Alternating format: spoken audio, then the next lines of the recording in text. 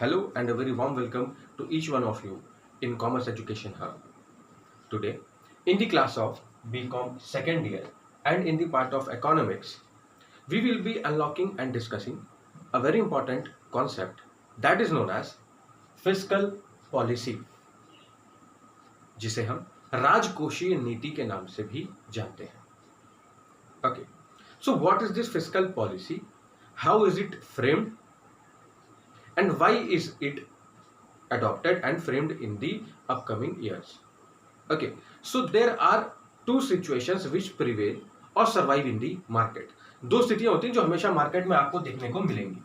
Okay, so the first one is inflation. Okay, and the second one is deflation. Inflation means आपका हो गया more money supply.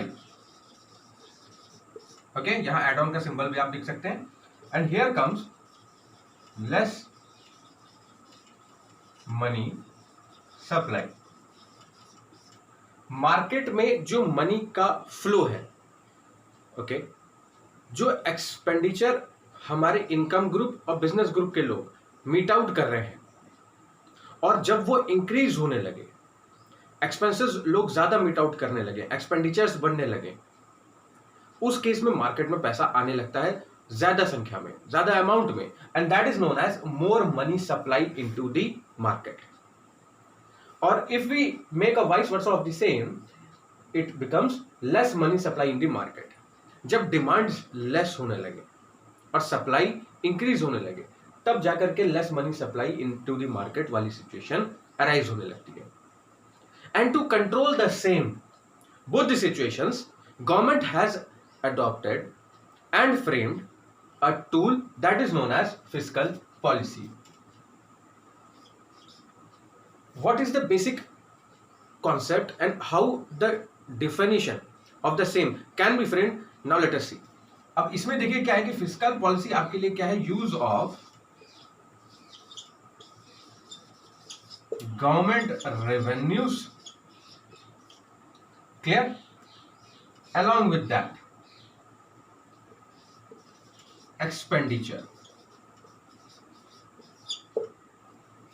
Okay, आप market में in both situations को control out करते हैं by use of government revenues and you can say add on का symbol बना हुआ है एक्सपेंडिचर जो सरकार कर रही है.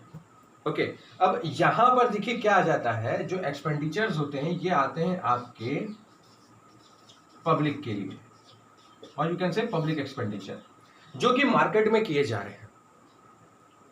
Construction of buildings, construction of roads, highways, tolls, okay, development of any market, education sector, medical field, ये सारी चीजों में जो गवर्नमेंट हमारे द्वारा दिए हुए जो टैक्सेस हैं, प्लस अपने रेवेन्यू से जो उनकी अर्निंग्स हुई हैं, उन रेवेन्यू को खर्च किया जाता है. किसके लिए?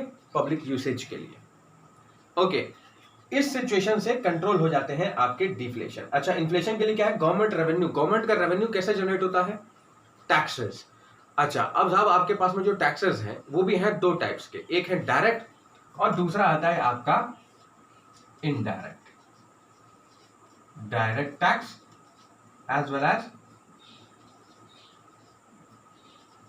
Indirect tax. I am putting the inverted comma. अब ये जो टैक्स है, ये टैक्स की अर्निंग्स गवर्नमेंट को हो रही है. अब ये गवर्नमेंट क्या करती है, देखिए इन्फ्लेशन है. अब इन्फ्लेशन की सिचुएशन में क्या आ जाता है, मोर money supply into the market. लोग ज्यादा से ज्यादा गुड्स और प्रोडक्ट्स को परचेज कर रहे हैं.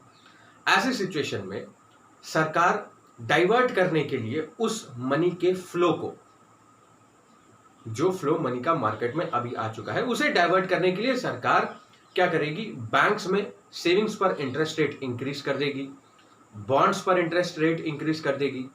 ठीक है, तो उससे लोगों का जो इंटरेस्ट है, लोगों का जो रुझान है, वो मार्केट में गुड्स परचेज करने के बजाय आ जाता है मनी को सेव आउट करने में, और मार्केट से वो पैसा चला जाता है बैंक्स और सारे फाइनेंशियल इंस्टीट्यूशंस के पास, और गवर्नमेंट की स्कीम्स और पॉलिसीज काम करने लगती है. And that policy is known as fiscal policy. Okay, अब हम सिचुएशन देखते हैं यहां पर कि what are the objectives. Okay, or you can say it as what is the usage. It is as following. सबसे पहला आता है to remove income inequality. Okay, the first point is remove income inequality. The second one is earning foreign exchange. Encourage